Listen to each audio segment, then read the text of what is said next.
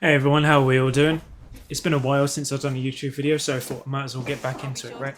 But yeah, today I am going to be reviewing Forza Horizon 5 because while streaming, link down below in the description, I have been asked by various different people, how would you find the game? What is it like?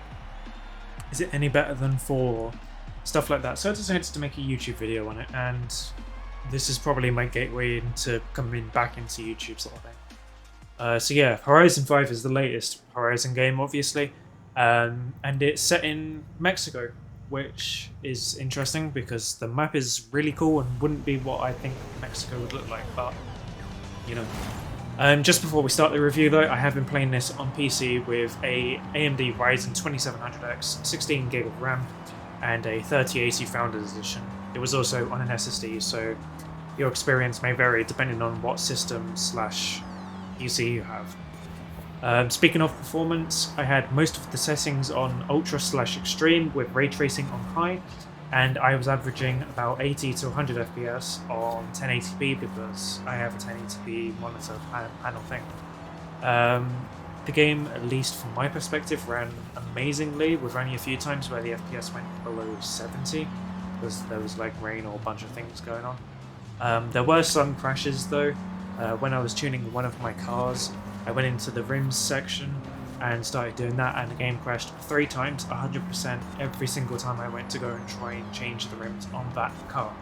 It might be just that car, I haven't tried any other cars since, but that's the crashes that I've had. Apart from that, I've had no issues with the game's performance, and I've also heard from the console side of things that the game can sometimes be a little bit weird, but that's from the Xbox One X standpoint instead of the Series S, Series X.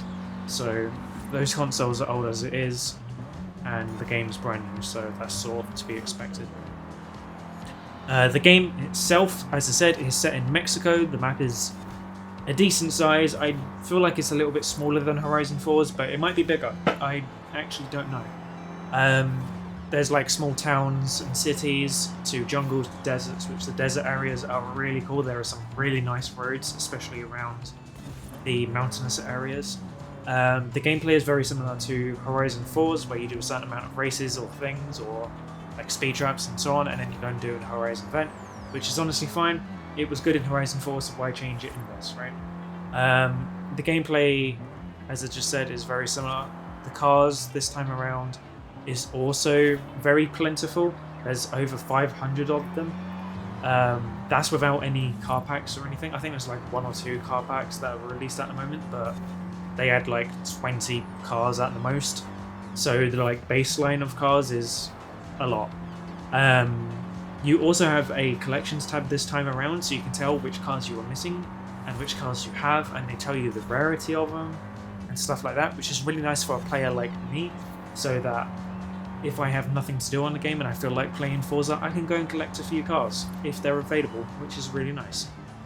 You also, so when you finish a manufacture part of the collection tab, you also get a bonus which can range from XP to wheel spins to even another car itself. I know like Porsche, Ferrari, Ford, like the big tabs that you have on there will give you a car for finishing them, which is really nice. I don't know what those cars are, I haven't finished any of them, but it's still really cool. The online side of things can be a little bit weird. You get disconnected quite a bit, and joining someone's session is a little bit weird as well, but after a bit of messing around, I was able to get it to work. That was on PC though. I don't know what it's like on console. It was probably pretty straightforward on console. And the whole disconnecting thing is like the game's technically still in its first week or so. So, you know, like that's just the usual game thing, right? Where it has issues and stuff. They'll fix themselves over time. In terms of things that I don't like about the game, there's not really that many things that I don't like about it. One thing that I really don't like is the cross-country races. I feel like those are... I've always found those very annoying, even since Horizon 2. I've just never liked them, so that's a personal preference for me. You might like them, but I really don't. I just don't like those races at all. Give me a circuit race and I'm good to go. Or a road race in this instance.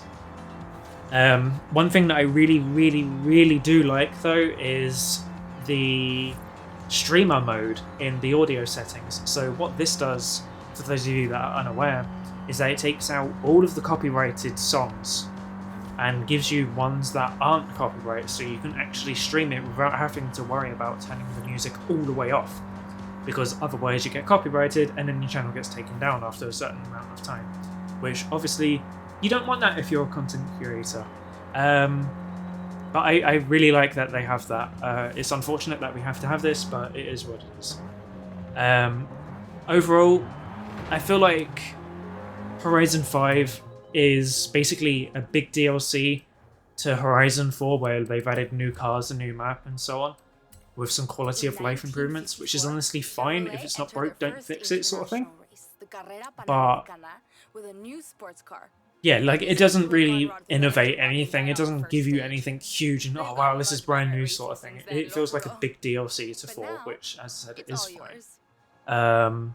If you are thinking about playing it, honestly, the best way to do it is buy 1 month of Xbox Game Pass and play it through that, and if you enjoy it in that month, buy it, because that's probably what I'm going to be doing, so you can play the DLCs and all that when they come out. But yeah, overall, Horizon 5 is a fun time. If you enjoyed playing Horizon 4, then you'll have a blast playing this.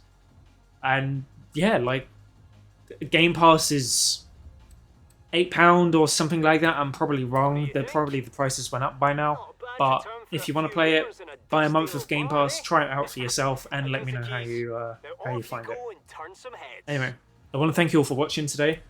This is like, it's been a while since I've last done a review video like this. I think the last one was Outriders, which I put a lot of time into. This one's just a put it together sort of thing. And yeah, good stuff. Anyway, that would be it for me today.